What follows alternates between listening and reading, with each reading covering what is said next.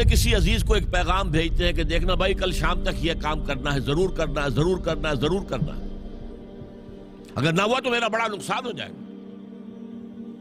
کام نہیں ہوا، آپ کا نقصان ہو گیا، اب آپ غصے میں بفرے ہوئے پھنکارتے ہوئے گئے اپنے اس عزیز کے پاس، خدا کے بندے میں نے تمہیں یہ پیغام بھیجا تھا کہ یہ کام کرنا، تم نے نہیں کیا، میرا نقصان ہوا، کون ذمہ دار ہے؟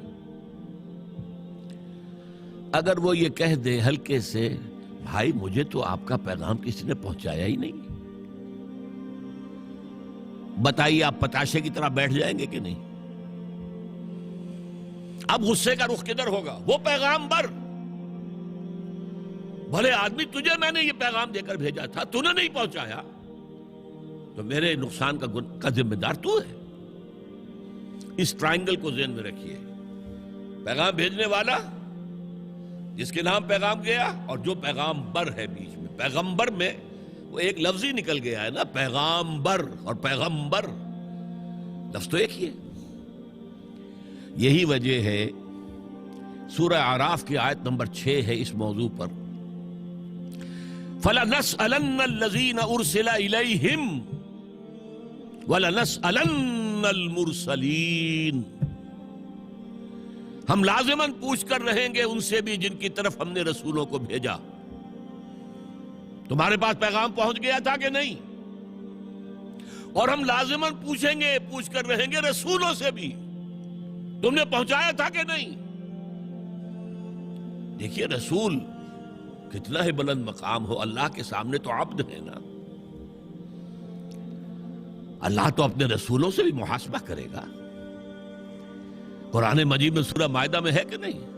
یا عیسی ابن مریم انت قلت للناس اتخذونی و امی الہین من دون اللہ، اے مریم کے بیٹے عیسیٰ کیا تم نے کہا تھا لوگوں سے کہ مجھے اور میری والدہ کو بھی اللہ کے سوا الہ بنا لینا؟ اس مقام کو پڑھیے، معلوم ہوتا ہے کانپ رہے ہیں حضرت عیسیٰ کھڑے ہوئے۔ اللہ کا دربار ہے، الرب رب وان تنزل والعبد عبد وان ترقى۔ یہ ابن عربی کا شعر مشہور ہے، اگرچہ ابن عربی کے کچھ دوسرے اشعار جو ہیں بالکل مخالف بھی ہیں، بہت گمراہ کن بھی ہیں۔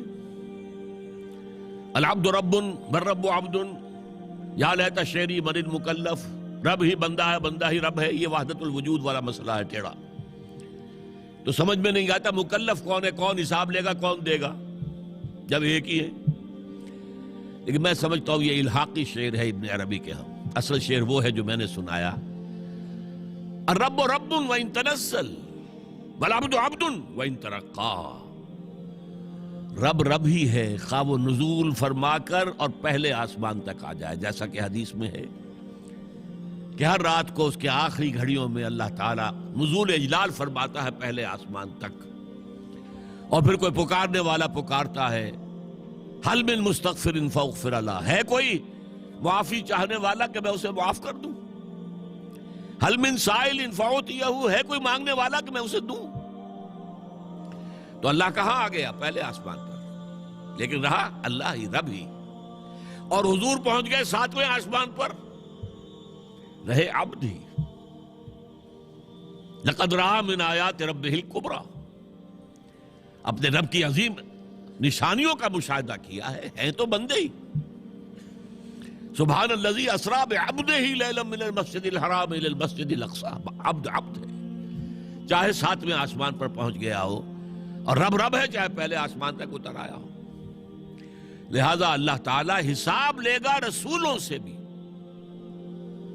اسی لیے اسی سورہ مائدہ میں حضور سے واحد کے صیغے میں خطاب کر کے کہا ہے، یا ایھا الرسول بلغ ما انزل الیک من ربک وان لم تفعل فما بلغت رسالتہ، اے نبی پہنچا دو وہ سب کچھ جو تم پر نازل ہوا ہے تمہارے رب کی طرف سے، اگر تم نے اس میں کوتاہی کی تو رسالت کا حق ادا نہیں ہوگا، پکڑے جاؤ گے اللہ کے ہاں۔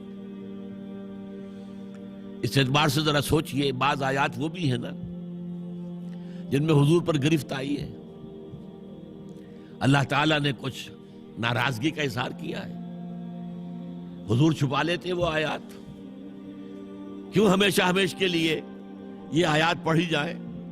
لما تحرم ما احل اللہ لک تبتغی مرضات ازواجک، اے نبی کیوں حرام کر رہے ہیں اپنے اوپر جو تمہارے رب نے تمہارے لیے حلال کیا؟ اپنی بیویوں کی رضا جوئی کے لیے ہے؟ انداز ہے. عبس وتولی ان جاءہ الاعمی وما یدریک لعلہ یزکیٰ او یذکر فتنفعہ الذکریٰ. انہوں نے تیوری چڑھائی اور منہ موڑ لیا.